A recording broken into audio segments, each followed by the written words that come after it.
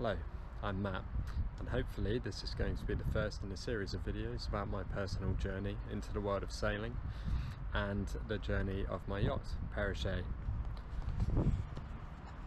How I found it, bought it, what I'm currently doing to it in terms of modifying it, attempting to repair it, all the way through some cruising in the waters of the Channel Islands to how we started racing it and how that's going.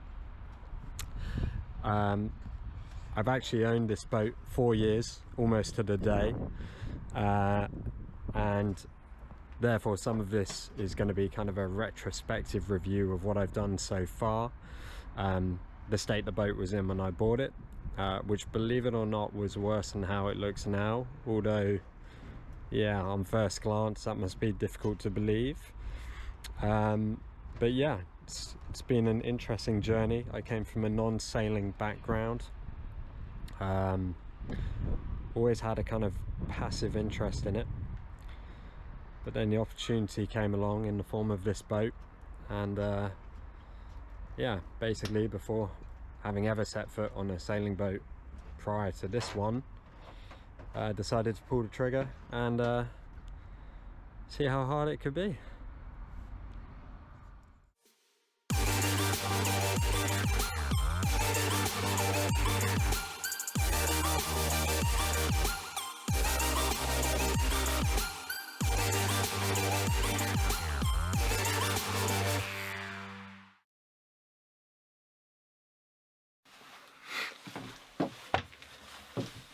Okay, after editing this video seemingly forever, what I've realised is it's just devastatingly boring. Who's actually going to sit here for any of it, really? Unless you're a proper boat geek. But yeah, I've had a couple of stabs at this now. I think I need to explain what I'm trying to achieve with the boat and with these videos. Basically, I want to do a lot of stuff. I want to do a lot of sailing on the boat. I want to race. I want to cruise. I want to go off to France on it. I want to take my family on it. But it's a state, right? The boat did not cost much money. It was sold as a project boat. It needs a lot of work doing. And I intend to do as much of that work as I can. Document it, bring you guys along for the journey. If nothing else, I just want it for historical reasons, to document it so that I can look back on it. But yeah, I guess I'm doing it on a reasonably tight budget, which hopefully will interest some people. Like, just try and DIY stuff where I can, basically. Yeah, I've got a number of medium-sized jobs to do on the boat, and hopefully, I guess, just taking good video footage of them will interest some people who are in maybe a similar situation. That's pretty much what I aim to achieve. That's it. Hope you enjoy.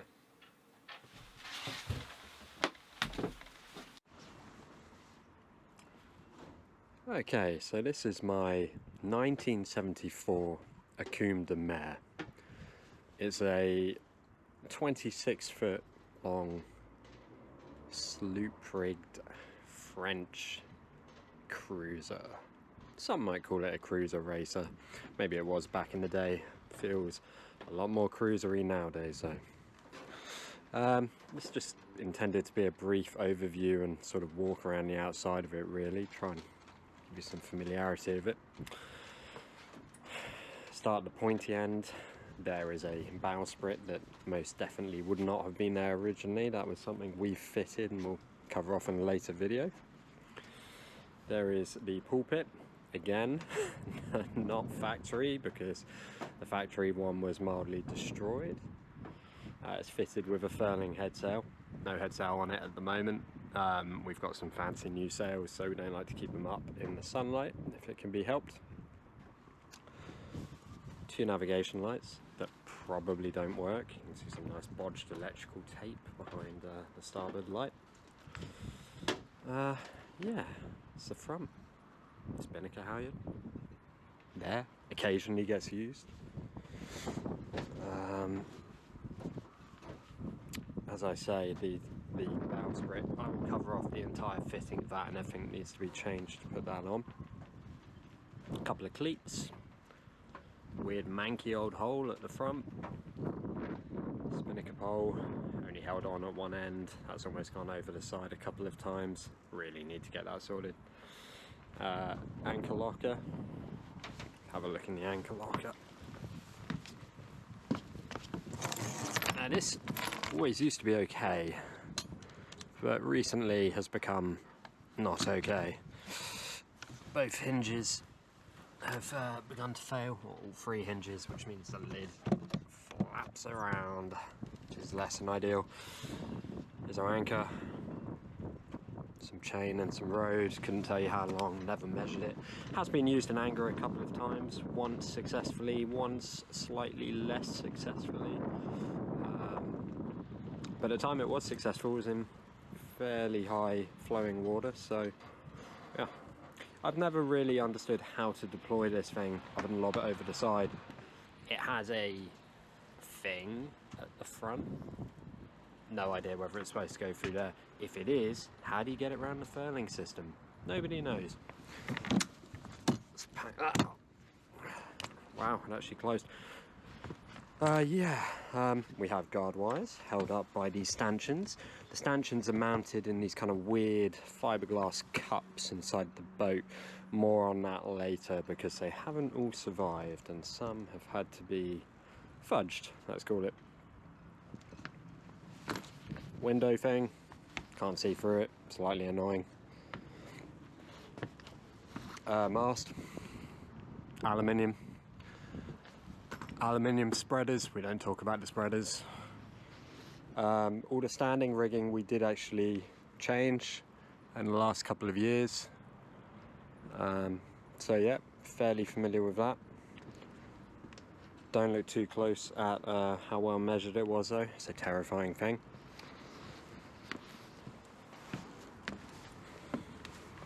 The boat has some windows, some of which you can see through, and some of which are just kind of, I don't know, hazy, crazed, mouldy, whatever you call that. So looking to get some of those chopped out and replaced. We have a nice teak tow rail going around the boat, which my co-owner of the boat managed to partially destroy during a race. That was a freshwater filler cap, leading to nothing at the moment because we've basically stripped out the entire galley facilities. Here's the tracks for the head sail. They don't go far enough forward to run a jib properly, unfortunately, so we're going to look to remedy that. Various things. 2-speed winches, which is kind of cool. Not self-tailing, unfortunately, but good enough for a boat of this size. Various cleats and things. This needs fixing. This is for the furler. Stop that coming undone. That came loose fairly recently. Tiller extension, which we fitted. The original one was a little bit shonky. This one is kind of cool. It's slightly too long for the boat, but it's not too bad. But yeah, it's got a traveller system. Sheets of which could be doing with replacing, to be honest. Backstay, we fitted an adjustable system to it, block and tackle, basically to give us a bit more force so we can adjust that on the fly.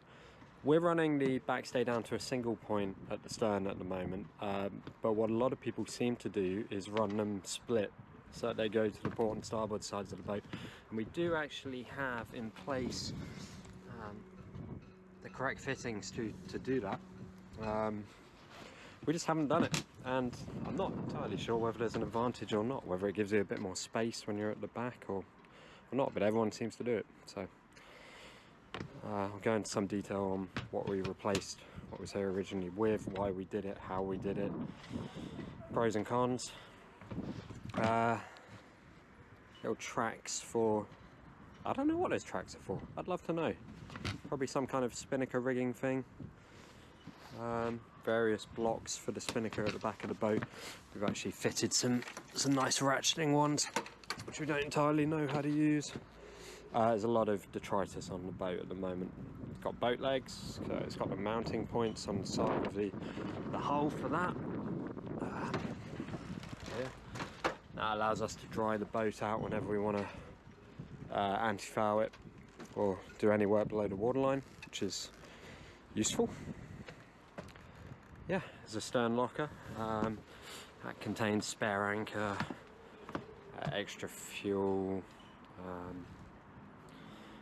various other bits and pieces, various warps.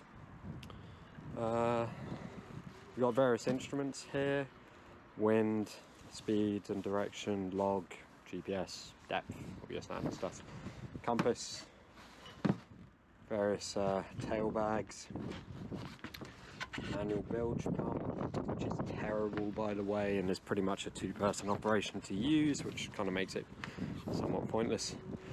On a coach roof, we've got a few clutches for jib halyard, spinnaker halyard, vang,